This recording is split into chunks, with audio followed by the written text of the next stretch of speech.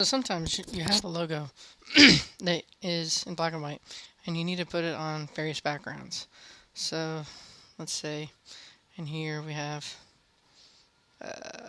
get my paint bucket here, pick a different color.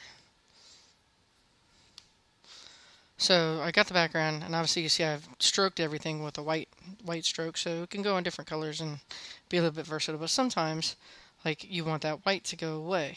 So in Photoshop, it's really easy with your select tool to come up here and select all the white. Get off contiguous, but so if I select all the white, I can delete it, and I have that logo, and then I can, reverse it out. So it's a, white logo or things like that. But the problem is, this is Photoshop, and it's kind of just a quick, dirty fix. So, if you're any kind of a Illustrator logo designer or anything like that, you know that logos really need to be done in a vector format versus Photoshop logos. I mean, yeah, you can do a lot of great effects, and there's cool stuff, and Photoshop is flexible and easy to use, and sometimes people tend to stray away from Illustrator because you have to follow a bit of a process or logic. But, going that extra mile definitely, gives you a quality of work, and, it's going to make you, have integrity as any kind of a logo designer. So I'm kind of going to show you that's kind of like the dirty fix of what you could do in Photoshop, but I want to show you how you could do it in Illustrator. So in my previous posts,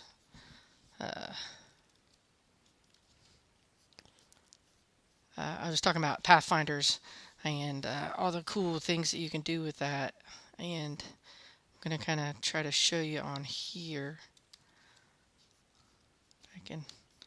So here's my logo. This is in Illustrator now, and we're in vector. And obviously you have your tool here, and I've got this so that it's got a black fill and it's got a white stroke, and the stroke is 1.15 points. So obviously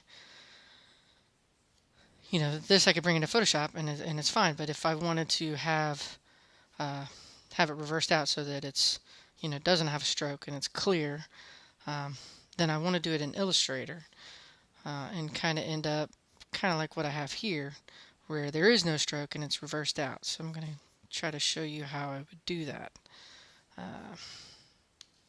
I want to get in there and select the white. Now obviously I can come in here and I could take the fill off.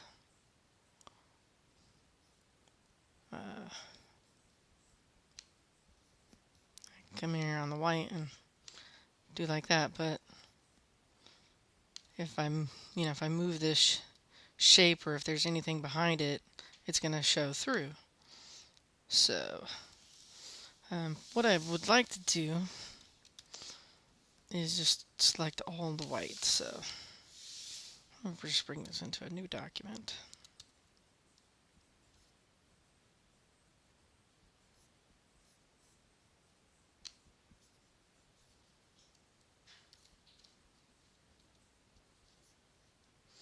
And put a little background behind it so I can kind of see it. So what I could do, I could take this shape and ungroup everything, and I can do a pathfinder with it. And what I like to do is this little the divide tool here. So I can take this and click it. Did not like that actually.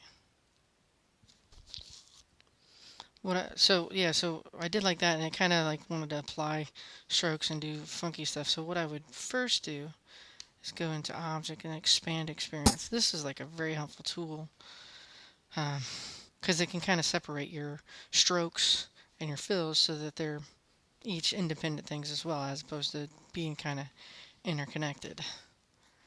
So after I do all that, then I can do the Divide tool.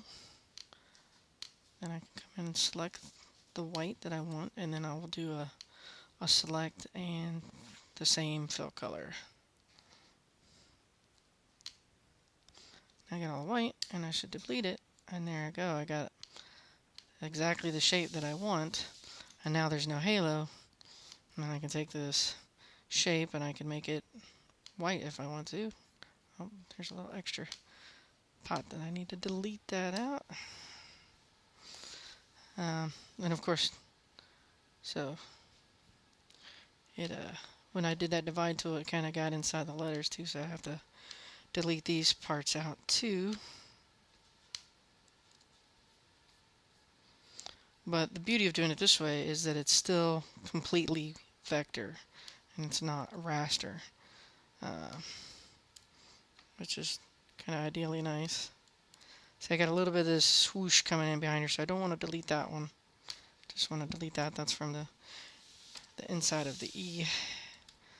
So now I got that shape that's just reversed out as I want, or I can color it however I need to, and it's 100% vector.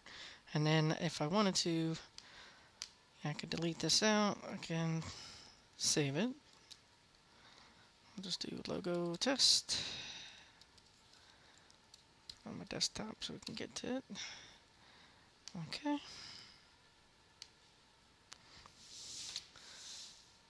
And go back to Photoshop.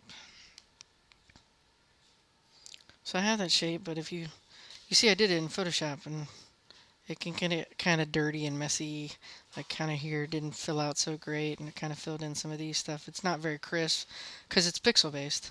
So now if I take this and move it, there's a logo test. So if I drag it into here, I can rasterize it. See, now here I've got a totally vector. I can bring this in a smart art with Photoshop to hold the vectors. I just kind of brought it into pixels, but you can kind of compare how much cleaner, this is. And then of course with Photoshop, if you, let's delete that one out, and we'll take our image and let's blast that. So it's at 400 pixels. I want it to be 1,000 pixels. Click OK, and our picture that's in Photoshop, because it's still pixel based, it gets kind of blurry. It's not crisp or beautiful or anything, because that's one of the limitations of raster. Cancel that. So now again, if we go to the desktop, bring in the logo, and of course now it's vector currently, but it is, as you can see, very crisp and beautiful, whereas this is all kind of blurry. So let's take that and we'll give it a colorization.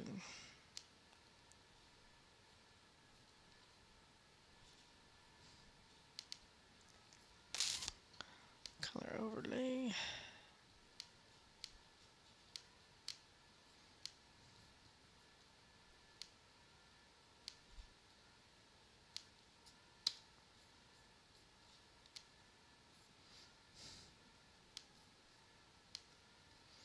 Kind of compare it a little bit. But overall, it's just so much cleaner to be able to have it in vector. And that's hopefully one thing you can learn, that vector, sometimes takes a little bit longer, but in the end, it has a little more flexibility and kind of just the right way to go. And I hope you enjoyed the video. Thank you.